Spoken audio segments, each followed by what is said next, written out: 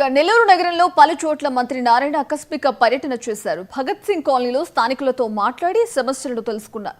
తర్వాత రంగనాథ స్వామి ఆలయ ఘాట్ను పరిశీలించారు. పని పాఠాలేని సోమరులు పనికిమాలిన విమర్శలు చేస్తున్నారని వైసీపీ నాయకులపై నారాయణ మండిపడ్డారు. తనను విమర్శించేందుకు ఏమీ దొరక్క వీఆర్ హై స్కూల్ పై దుష్ప్రచారం చేస్తున్నారని నారాయణ విమర్శించారు. తాను చదివిన వీఆర్ హై స్కూల్ ని అభివృద్ధి చేసి పేద పిల్లలకు ఉచితంగా చదువు చెప్పిస్తుంటే అనవసరపు ఆరోపణలు చేయడం దారుణమని నారాయణ వాపోయారు. గత ప్రభుత్వం ఆపేసిన ఘాట్ పనులను ప్రారంభించి ఆధునీకరిస్తాం, చక్కటి వాతావరణం ఉండేలా బోటింగ్ ఏర్పాటు చేస్తామని మంత్రి నారాయణ తెలిపారు.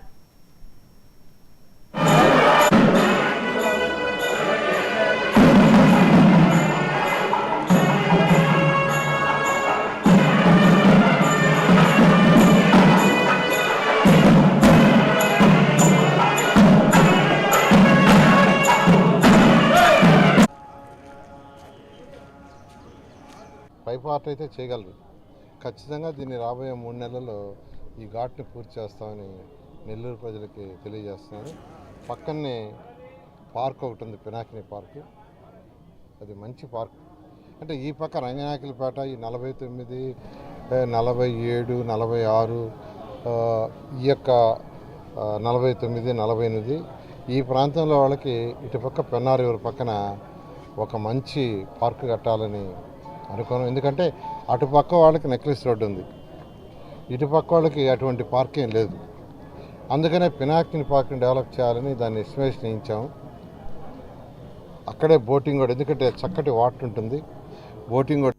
అయితే నీళ్ళల్లో ఫస్ట్ దానికి ఇది కట్టాలి, ఇది మన కాంక్రీట్ వాల్, దానికి కూడా ఎస్టిమేషన్ వేశారు. ఇవాళ దాని మీద డిస్కస్ చేస్తాను.